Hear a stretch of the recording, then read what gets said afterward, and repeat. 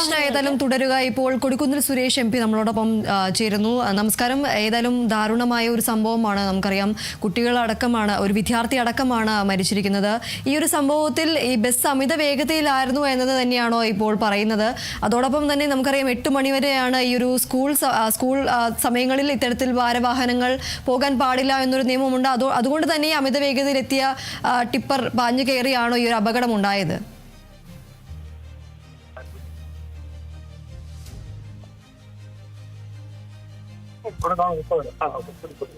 Hello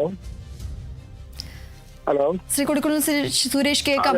അതെ അതെ ഈ ടിപ്പർ ലോറി റോഡിലൂടെ ഇട്ടാണ്, അല്ലെങ്കിൽ മിതമായ മണ്ണും കയറ്റിയാണ് വന്നത്. 7:30 മണിയോട് കൂടിയാണ് ഈ സംഭവം നടക്കുന്നത്. അപ്പോൾ ഒരു 7 മണിയോട് കൂടി ഈ മണ്ണെടുക്കുന്ന സ്ഥലത്തു നിന്ന് മണ്ണും കയറ്റി ഈ ടിപ്പർ ലോറി ഈ നീലേശ്വരം മുക്കോണിമുക്ക് എന്ന സ്ഥലത്ത് വരികയായിരുന്നു. ഇതൊരു നല്ല വളവുള്ള ഒരു ടേണിങ്. കാരണം ഈ നീലേശ്വരം കൊട്ടാരക്കരയിൽ നിന്ന് അമ്പലത്തുങ്കര കയറി NH കയറുന്ന റോഡാണ്. ഈ റോഡിൽ ആണ് വന്ന് അവര് കയറിയത്. പക്ഷെ ഈ ഡ്രൈവർ മിതമായ സ്പീഡിൽ വന്നു, റൈറ്റും ലെഫ്റ്റും ഒന്നും നോക്കാതെ വന്നതാണ്. വന്നപ്പോൾ അപകടമാണെന്നാണ് പ്രാഥമികമായ നിഗമനം. മിത വേഗത്തിൽ വന്നതിന്റെ ഒരു അപകടമാണ് ഇവിടെ സംഭവിച്ചത്. ബസ്സിനകത്ത് നിന്ന സ്കൂൾ കുട്ടികൾ അടക്കമുള്ളവരാണ് പരിക്കേറ്റ് അതിന്റെ മരണപ്പെട്ടത്.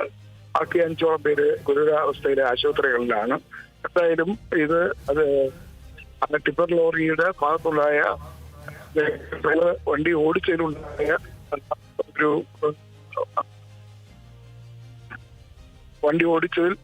ഒരു ഇതാണ് സംഭവിച്ചിരിക്കുന്നത്.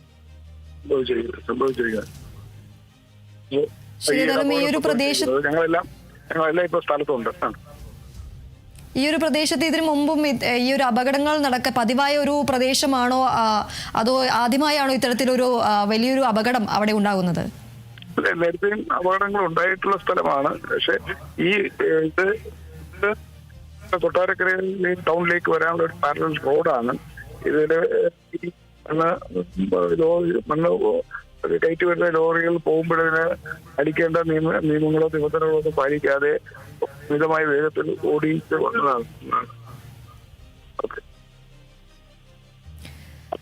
അതോടൊപ്പം തന്നെ ഈ ഒരു വിദ്യാർത്ഥികളടക്കമാണ് ഈ ഒരു ബസ് സ്റ്റോപ്പിൽ ഉണ്ടായിരുന്നത്. നമുക്കറിയാം 2 മുതിർന്നവരും ഒരു വിദ്യാർത്ഥിയുമാണ് ഇപ്പോൾ മരിച്ചിരിക്കുന്നത്. ഈ ടിപ്പർ ലോറി ഡ്രൈവർ അടക്കം അപകടത്തിൽപ്പെട്ടിട്ടുണ്ട് എന്നതാണ് ഇപ്പോൾ ലഭിക്കുന്ന വിവരം. ഇപ്പോൾ ഈ ആശുപത്രിയിൽ ചികിത്സയിൽ കഴിയുന്നവരുടെ ആരോഗ്യനില എങ്ങനെയാണ്?